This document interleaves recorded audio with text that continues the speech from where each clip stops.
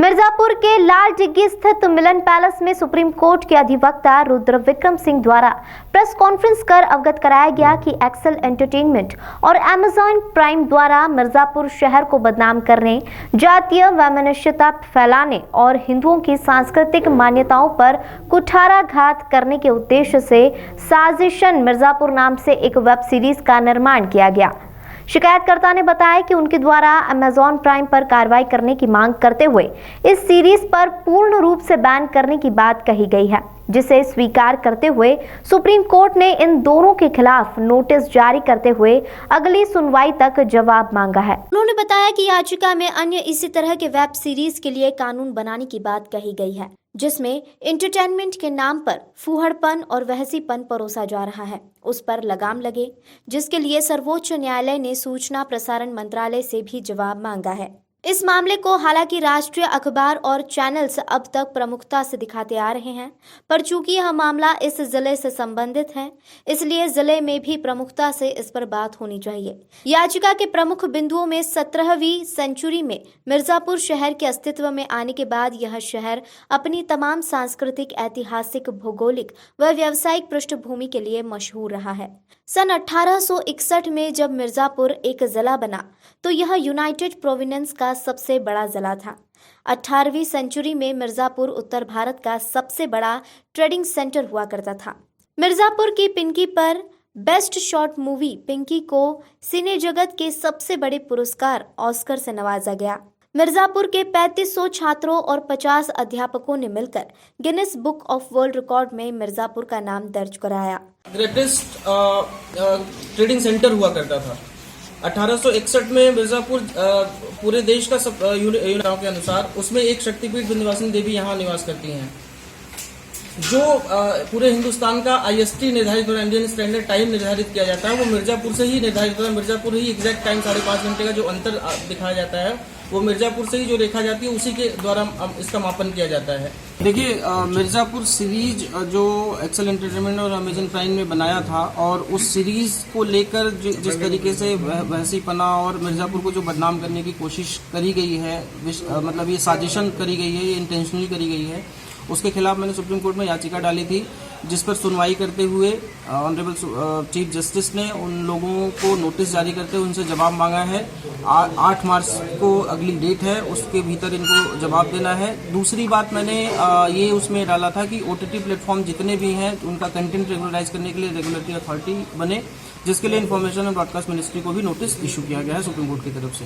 अभी अरेस्ट ये हाईकोर्ट इलाहाबाद ने किया है, नहीं होंगे गिरफ्तार, तो इसके लिए क्या करेंगे आप? देखिए, एक दूसरा मामला जो FIR का हुआ है, जो ये मेरा मामला मैं बता रहा हूँ सुप्रीम कोर्ट का है, ये दूसरा मामला जो FIR कराई गई थी, उस FIR में जो स्टे अरेस्ट जो यहाँ से हुआ है कि आपका अरेस्ट नहीं होगा, जो भी इनके डायरेक्टर्स हैं, उसके खिलाफ भी हमारी बात हो गई है। इसके खिलाफ भी हम लोग सुप्रीम कोर्ट में SLP दायर करेंगे, और क्योंकि एक लगभग सेम मामले में तांडव वेब सीरीज में सुप्रीम कोर्ट ने स्टे अरेस्ट देने से मना कर दिया था, तो मुझे पूरी आशा है कि सुप्रीम कोर्ट इस मामले में भी स्टे अरेस्ट जो मिला है इलाहाबाद हाई कोर्ट से, उसको जो है उसको हम चैलेंज करेंगे। जो सीरीज 2018 में आई थी, उसके बाद जो दूसरा इसका सीक्वल आना था, तभी उसके पहले मैंने एक पिटीशन सुप्रीम कोर्ट में लगाई थी, और इसमें मैं थे उसमें डिले हुआ और मैटर जाके जनवरी में लगा। 21 जनवरी को ये मैटर सुप्रीम कोर्ट में लगा। ऑनरेबल चीफ जस्टिस की बेंच में ये मैटर लगा था। चीफ जस्टिस ने सुनवाई करते हुए इस मामले में इन्होंने कहा, और मैंने जो इसमें मांग करी थी वो मांगे मैं आपको बता देता हूँ। इसमें मैंने पहली जो मांग करी थी कि जो मिर्जापुर 2 है वो बैन कर दिया जाए। सेकंड मेरी मांग ये थी कि जो भी OTT प्लेटफॉर्म पे कंटेंट होता है उसको रेगुलराइज करने के लिए रेगुलेटरी अथॉरिटी बने। जैसे हम सिनेमाघरों में मूवी देखने जाते थे तो रेगुलेटरी अथॉरिटी बनती थी, उसी तरीके से OTT प्लेटफॉर्म के लिए एक रेगुलेटरी अथॉरिटी बने। उनका जो कंटेंट है उनको पहले एक जो सेंसर बोर्ड होता है उस तरीके की कोई व्यवस्था की जाए, वो सेंसर बोर्ड उनको मॉनिटर करे, उसके बाद ही रिलीज हो। क्योंकि सिनेमेटोग्राफ एक्ट जो है ये सीधा सीधा कहता है कि आप जो है कोई भी न्यूडिटी, वल्गरिटी आप नहीं दिखा सकते, तो सिनेमेटोग्राफ का सीधा सीधा उल्लंघन इसमें हो रहा है। दूसरा, जो इस सीरीज में या अन्य सीरीज में जो महिलाएं हैं उनको जिस तरीके से दिखाया जाता है, उनके चरित्र का, जैसे मिर्जापुर सीरीज में भी दिखाया गया, तो उनका जो indecent representation of women act है वो भी इसका पूरा विरोध करता है कि आप किसी महिला को एक वस्तु की तरह नहीं दिखा सकते। जो ऐड भी आते हैं, बहुत सारे ऐड भी आप लोगों ने देखा होगा, उसमें भी एक पिटीशन मेरी अभी चल रही है कि जो आप कैसे एक महिला को एक वस्तु की तरह दिखाते हैं। तो indecent representation of women act भी यही कहता है।